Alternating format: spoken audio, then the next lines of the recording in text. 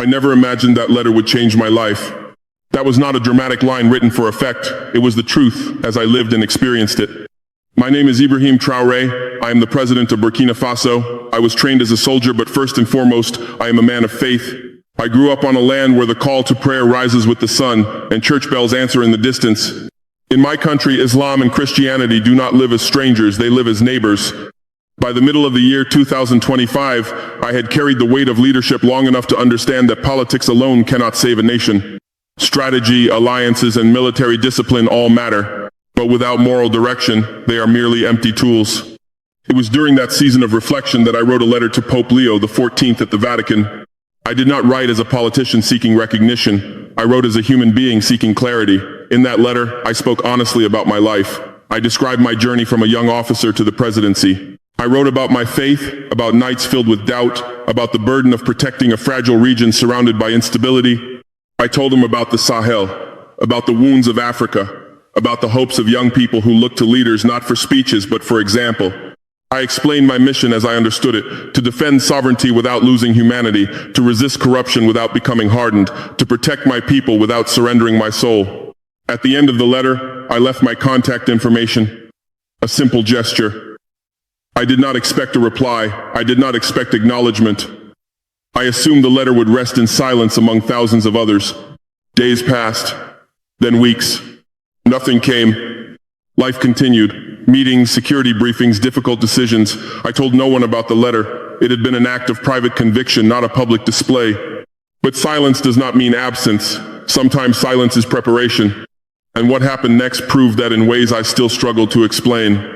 I will tell you exactly how it unfolded. The morning of February 20th began like many others. The air in Ouagadougou was dry and still. I had already completed a security briefing and was preparing for a regional strategy meeting. My mind was occupied with familiar concerns: cross-border instability, food security, cooperation with neighboring Sahel nations. Then my private line rang. Very few people have access to that number. When it rings, it is never casual. I answered calmly, expecting military intelligence or urgent diplomatic news. Instead, I heard a composed, measured voice speaking in French with a distinct European accent. The caller introduced himself as a representative of the Vatican. For a moment, I thought I had misheard. He continued without hesitation. His Holiness, Pope Leo XIV, would be traveling on a pastoral visit to South Sudan on February 25th. During that visit, he wished to meet me privately. When you... Not publicly, not ceremonially, privately. I felt my heart accelerate in a way I had not experienced even in combat. There are moments in life when the world seems to narrow to a single sentence. This was one of them. I asked him to repeat himself. He did, calmly. The Holy Father had read my letter. He had asked questions about me. He had requested that a secure meeting be arranged during his time in South Sudan. The date was set, February 25th. I ended the call slowly. I remained seated for several minutes, the phone still in my hand. I am not a man easily shaken. I have stood in situations where uncertainty was measured in seconds and lives depended on decisions made without hesitation, but this was different. This was not a military summons. It felt arranged long before the phone rang. There are events that seem planned by institutions, and there are events that feel permitted by God. As the reality settled in, I experienced two emotions at once. The first was humility. Why me? There are many leaders in Africa, many with longer careers, greater global recognition, deeper diplomatic networks. Why had the Pope chosen to meet with me? The second was weight. A private meeting means private words, and private words often carry responsibility. I did not announce the meeting publicly. Only a very small circle was informed for security coordination. The world would not know. That afternoon, as I continued with official duties, my mind kept returning to a single thought. This is not just a meeting. This is an appointment. In leadership, you learn to distinguish between invitations and assignments. An invitation flatters, an assignment challenges. By the time evening came, I understood something quietly. Whatever would be said on February 25th would not be ceremonial diplomacy. It would be personal, it would be spiritual, and it would test me in ways politics never could. Before sleeping that night, I prayed. Not for power, not for advantage. I prayed for discernment, because I sensed that the next chapter of my leadership was about to begin and I had not written it. Core message of this moment: Some calls are strategic, others are divine interruptions that redirect a life. South Sudan carries a silence that feels older than conflict. When I arrived on February 25th, the atmosphere was heavy but reverent. Papal visits do not resemble political tours. There is no campaign tone. No negotiation table. There is prayer in the air. Security was discreet, arrangements were simple. I was led through a modest corridor into a private room prepared for the meeting. It was not grand. There were no marble halls, no golden ornamentation. The room was dignified but restrained. Soft light filtered through a high window. On the wall hung a wooden crucifix. It was not elaborate. It was worn, almost weathered. Beneath it, a small table held a Bible and a single candle. The faint scent of incense lingered in the air, not overwhelming, but present enough to mark the space as sacred. I stood alone for a few moments. Then the door opened quietly. Pope Leo XIV entered without ceremony. He was not surrounded by a large entourage. Only one aide remained at a distance before closing the door behind him. We were alone. I studied his face as he approached. His eyes were deep and steady. They did not search the room. They searched me. There was kindness in his expression, but also clarity. His smile was gentle, yet there was gravity behind it. It was the kind of expression I have seen in seasoned commanders, men who have seen much and speak little. He extended his hand. I bowed my head slightly in respect. When our hands met, his grip was firm but not dominant. He placed his other hand briefly on my shoulder, not as a politician greeting a colleague, but as a father greeting a son. "Welcome," he said quietly. There was no press, no cameras, no official statements being drafted. We sat facing each other, two chairs positioned at equal height. That detail did not escape me. For a few seconds, neither of us spoke. Silence in politics is uncomfortable. Silence in faith can be profound.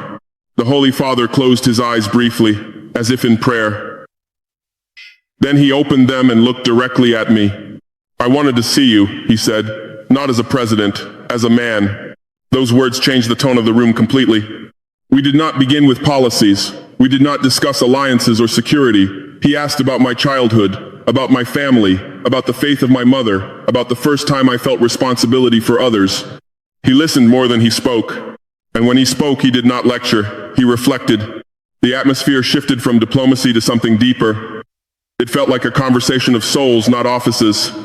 I sensed immediately that this was not about public relations between the Vatican and Africa. This was about conscience.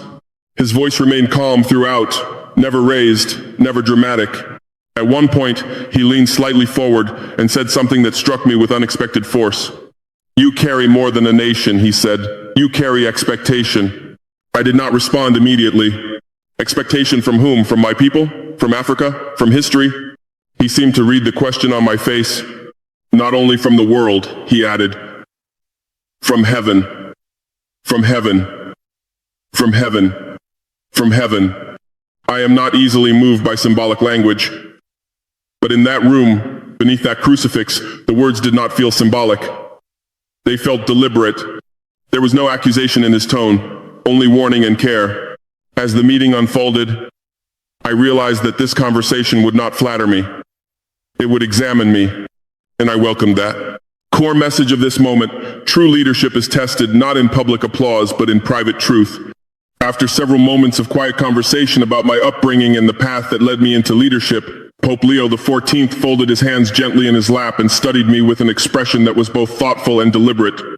Then he said something I did not expect. "We have heard about you." He did not say it with admiration. He did not say it with suspicion. He said it as one states a fact. I remained still. In global politics, when someone says they have heard about you, it can mean many things. It can mean praise. It can mean criticism. It can mean scrutiny. He continued calmly. "We have heard about your decisions, about your resistance, about your refusal to bend under certain pressures." He paused, allowing the words to settle. "Some speak of you as bold, others as dangerous. Some call you courageous, others call you naive." His tone was not evaluative. It was observational. I did not defend myself. I did not justify my policies. That was not the setting for political argument. Instead, I asked him quietly, "And what do you believe?" He did not answer immediately. He leaned back slightly and said, "I believe your path is not merely political." That sentence shifted something inside me. He explained that leadership in regions like the Sahel is often framed only in terms of strategy, alliances, military stability, and economic survival. But he said that some leaders, whether they intend to or not, walk into something larger than administration. You are not simply managing a state, he said. You are standing at a crossroads of identity for your people and for a continent. His words were not dramatic, they were measured. Then he spoke more directly. You are being watched. The statement was not threatening, it was clarifying.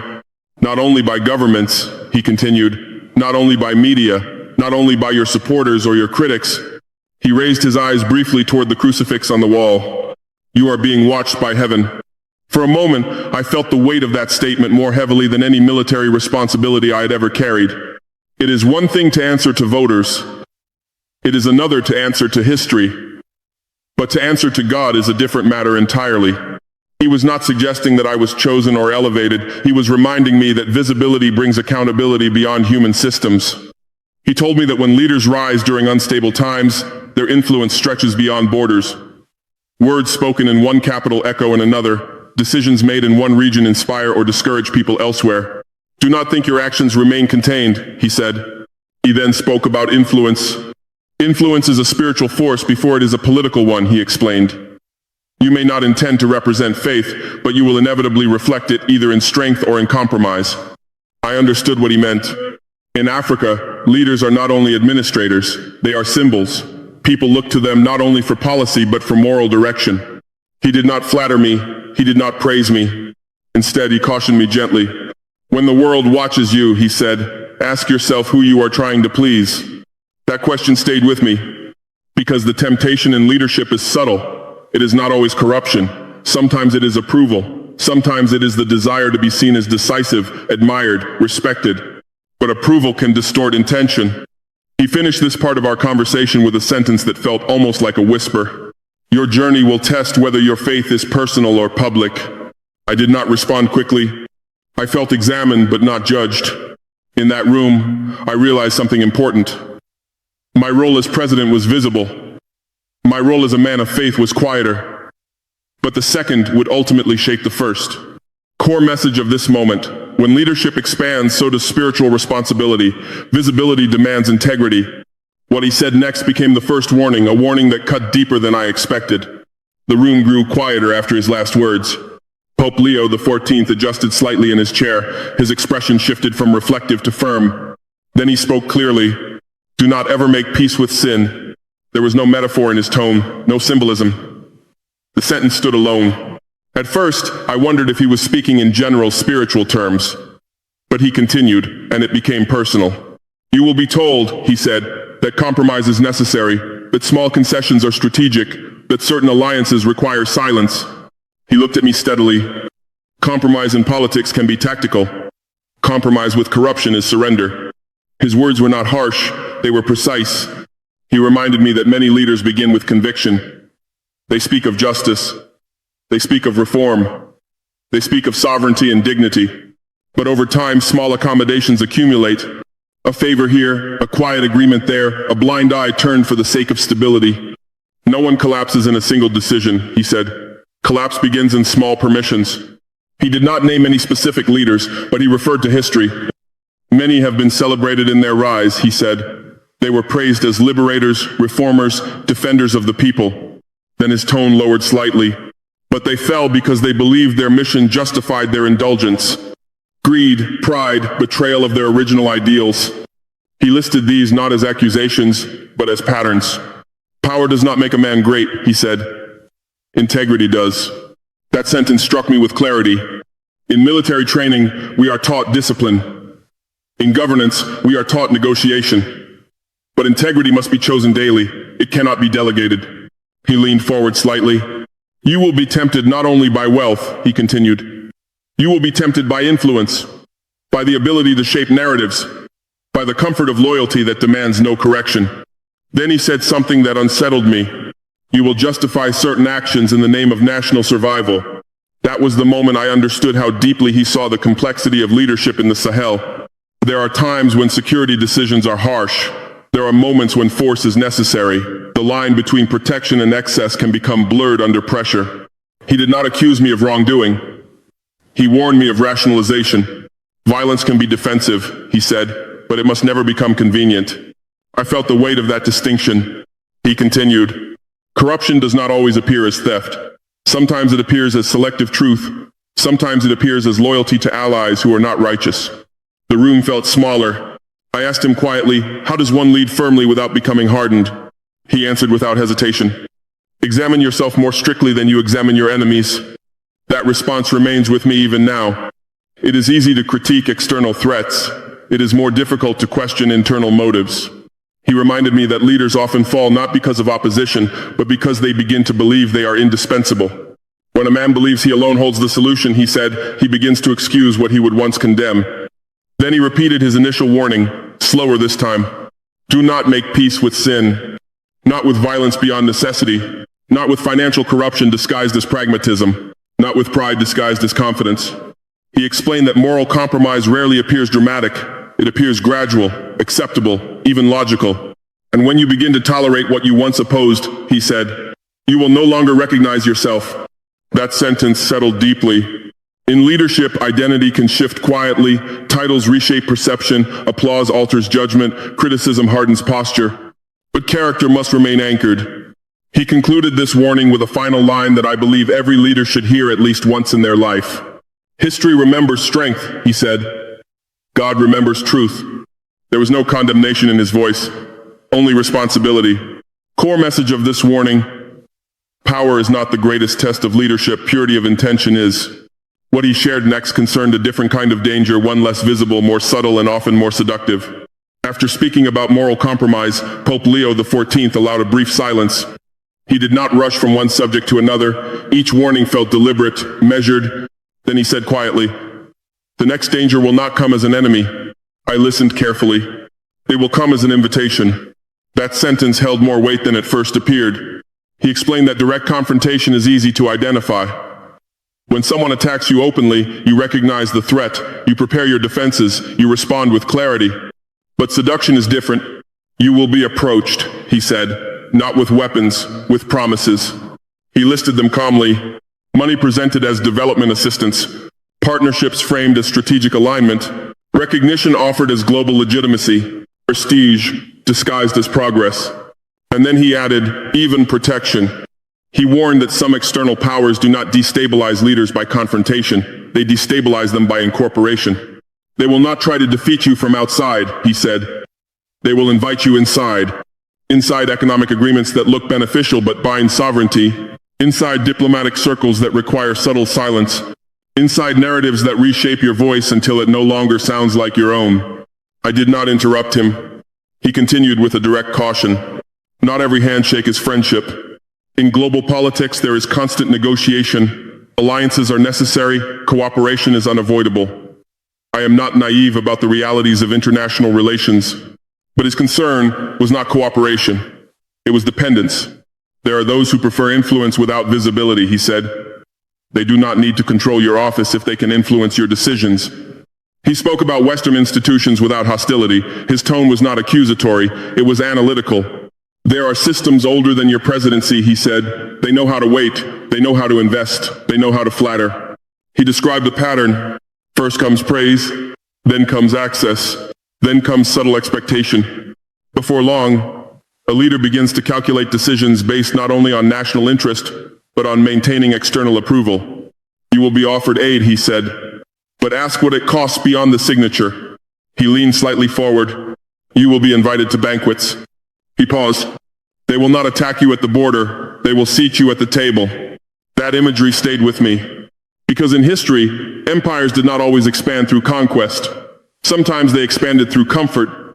He warned me that influence does not always look like control. It can look like opportunity. And then he said something that felt deeply spiritual rather than political. Pray every day for discernment. He emphasized the word discernment. Not suspicion.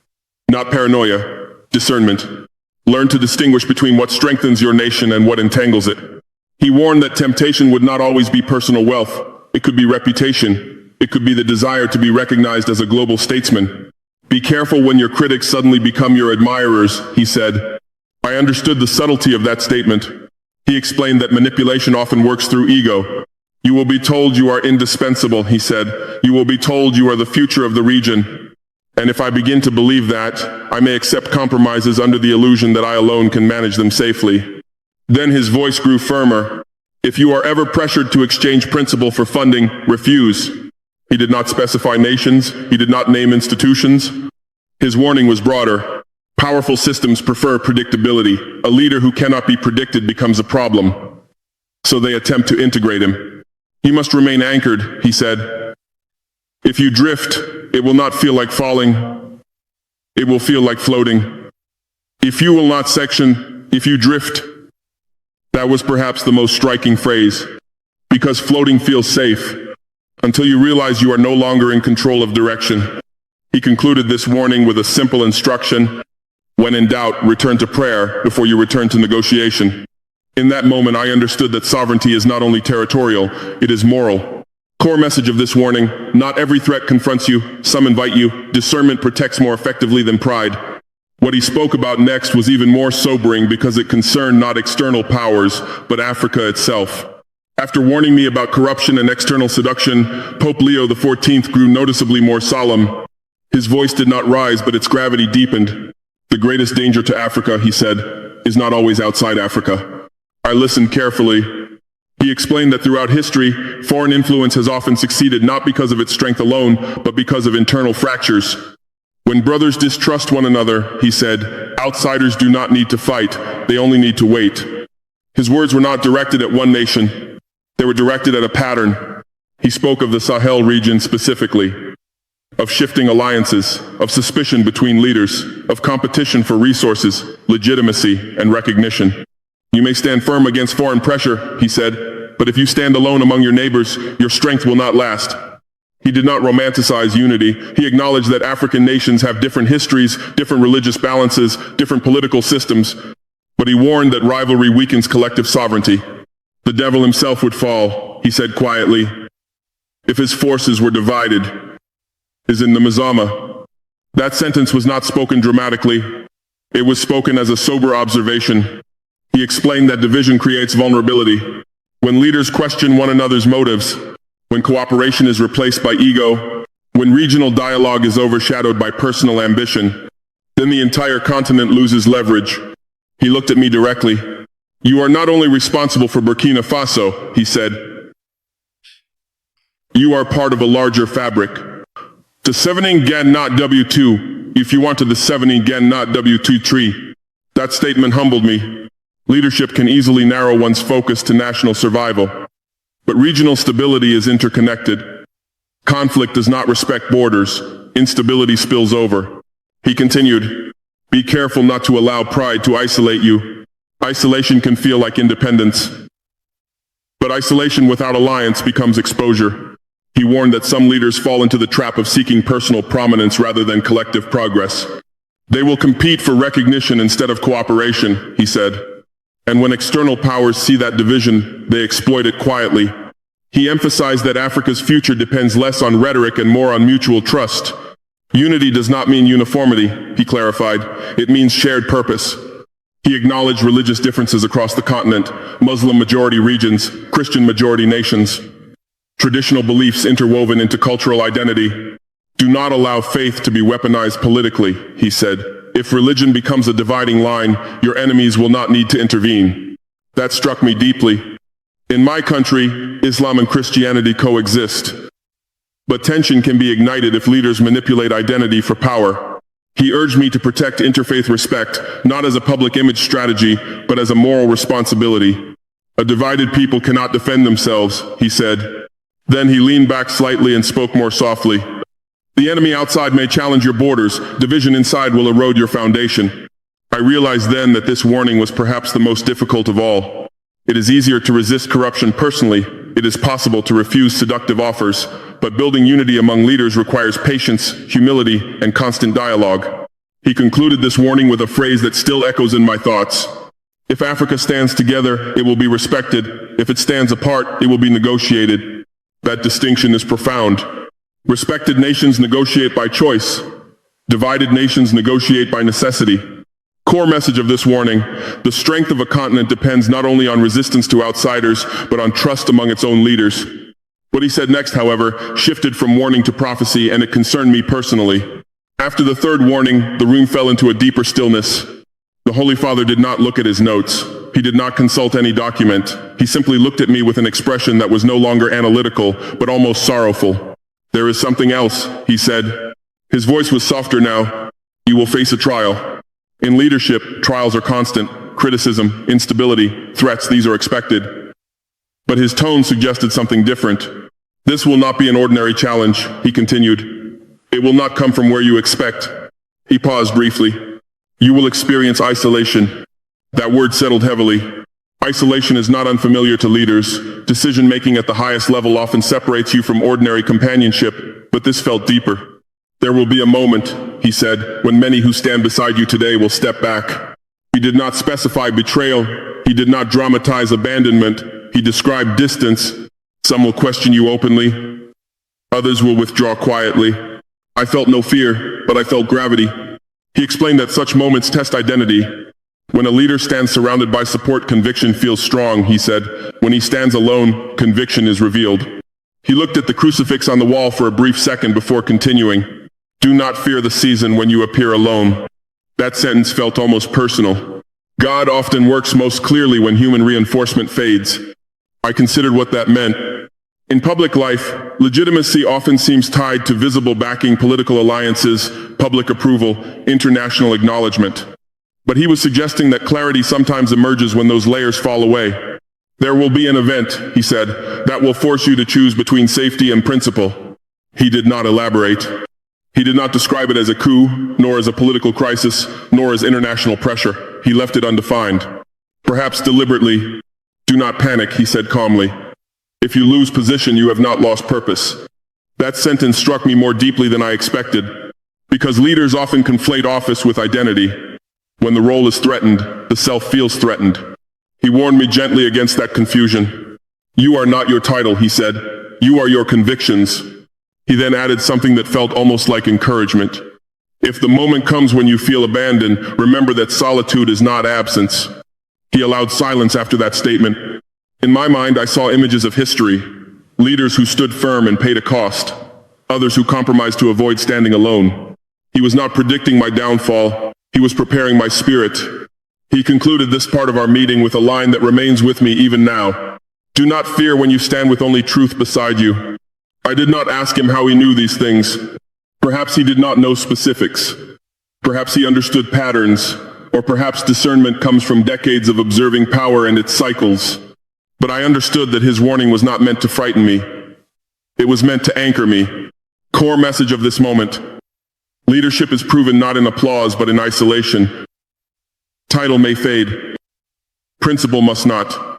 Before our meeting ended, he reached for something on the small table beside him, and what he placed in my hands carried a meaning beyond words. After speaking of isolation and trial, Pope Leo XIV fell silent. The room felt suspended in stillness.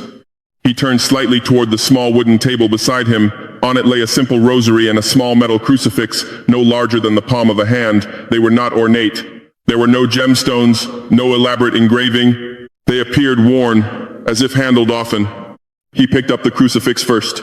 For a moment he held it quietly between his fingers, not as a display but as something familiar. Then he looked at me. "When decisions become heavy," he said, "remember who carried the heavier cross." He extended the crucifix toward me. I accepted it with both hands. It was cool to the touch, light in weight. Yet in that moment, it felt significant beyond measure. He then lifted the rosary. "This is not for display," he said. "It is for reflection." He placed it gently in my hands alongside the crucifix. "Carry it with you when you must choose between what is easy and what is right." His words were not dramatic. They were steady. I am a Muslim. He knew that. Yet this gesture was not an attempt to convert or to blur faith traditions. It was an offering of shared moral responsibility. A reminder that leadership, regardless of religious identity, stands accountable before God. He did not speak of doctrine. He spoke of conscience. In moments of uncertainty, he said, "Pause before you act. Hold this. Pray in your own way, but pray sincerely." He emphasized sincerity. It was not the object itself that mattered. It was the act of humility it represented. I realized then that the gift was symbolic of something greater. It symbolized burden. It symbolized sacrifice. It symbolized accountability. He stood slowly, signaling that our meeting was nearing its end. Before we parted, he placed his hand once more on my shoulder. "You will be tested," he said. But testing refines. He did not promise safety. He did not promise victory. He did not promise global approval. He offered something more demanding. He offered responsibility. As I prepared to leave the room, I turned once more toward the crucifix on the wall. I am not Catholic. Yet in that space, I understood the universal meaning of sacrifice. Leadership is not possession, it is stewardship.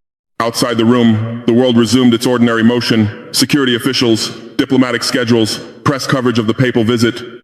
But inside me, something had shifted. The warnings were clear, the expectations were defined, the responsibility was personal. The core message of this final gesture was simple. Symbols do not guide leaders, conscience does, but symbols can remind conscience of its duty. When I returned to my residence that evening, I placed the crucifix and rosary in a private drawer, not hidden out of secrecy, but preserved out of respect. Since that day, before major decisions, I pause, not because of fear, not because of superstition, but because leadership without reflection becomes reaction, and reaction without morality becomes damage. That concludes the account of what happened in that private room. When I left that room in South Sudan, I did not leave with a political agreement. I left with responsibility. Since that day, I have reflected often on what that meeting truly meant, not only for me, but for Africa, not only for Africa, but for the wider world, and especially for people of faith, Muslim and Christian alike, who wonder whether leaders still listen to God. To the Muslim community, I say this with sincerity. Faith is not proven in public declaration, it is proven in private obedience. If we bow in prayer but rise in corruption, our worship is empty. If we speak of justice but practice favoritism, our words condemn us.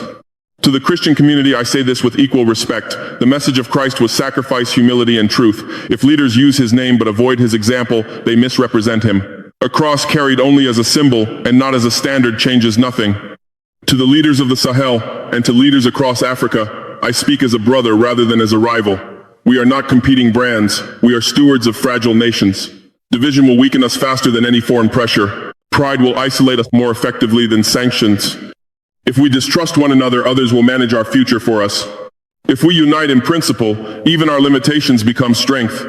To the wider world, to viewers in the United States, in the United Kingdom, and beyond, I understand that Africa is often viewed through headlines of instability, but behind those headlines are human beings, parents, children, believers, workers, people who desire dignity as much as anyone else. Do not reduce Africa to crisis, recognize it as potential. Leadership today is under scrutiny everywhere. Many citizens question institutions, many doubt the moral seriousness of those in power. I understand that skepticism. It is not irrational, but I also believe something simple. A leader's first accountability is not to popularity, it is to truth. The 3 warnings I received were not dramatic prophecies. They were reminders. Do not make peace with sin. Do not confuse invitation with integrity. Do not allow division to destroy what unity could protect. And when isolation comes, as it does in every serious life, do not surrender principle for comfort. I do not claim perfection. I do not claim divine selection. I am a man entrusted with responsibility during a difficult time. I will make mistakes. I will face criticism. I will encounter opposition. But I will not intentionally abandon conscience. If the day comes when I must stand alone to defend what I believe is right, then I pray for strength to stand without bitterness. If the day comes when I must step aside from office, then I pray that I leave with integrity intact. Power is temporary. Character is permanent. Before major decisions, I pause. I reflect. I ask whether the choice before me serves only the present or also the future. Because Africa's future will not be shaped only by resources or alliances. It will be shaped by moral courage. To those listening who are older, who have seen decades of leadership cycles, I ask you not to lose hope in the possibility of principled leadership. Experience gives you discernment. Use it not only to criticize, but to encourage righteousness where you see it. And to younger leaders watching from a distance, remember this: ambition is not evil, but ambition without accountability becomes dangerous. We must return to foundations. Muslims returning to sincere submission to God. Christians returning to genuine imitation of Christ. Leaders returning to service rather than dominance. Citizens returning to responsibility rather than cynicism. If you have allowed resentment, greed, or pride to take root in your own life, remove it before it grows. Nations are built by individuals. Corruption at the top often reflects compromise at the bottom. Let us choose integrity in small things, because small choices accumulate. I do not share this story for praise. I share it because reminders are necessary in an age of noise. If these words challenge you, reflect on them. If they strengthen you, hold on to them. If they raise questions, ask them sincerely.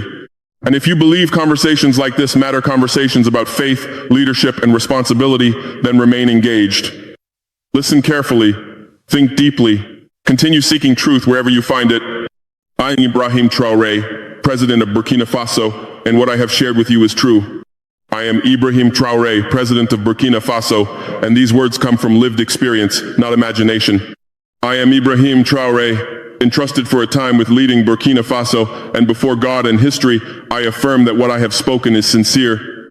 May peace come to Africa. May integrity return to leadership. May faith be lived honestly. And may each of us, in whatever role we hold, refuse to make peace with what we know is wrong.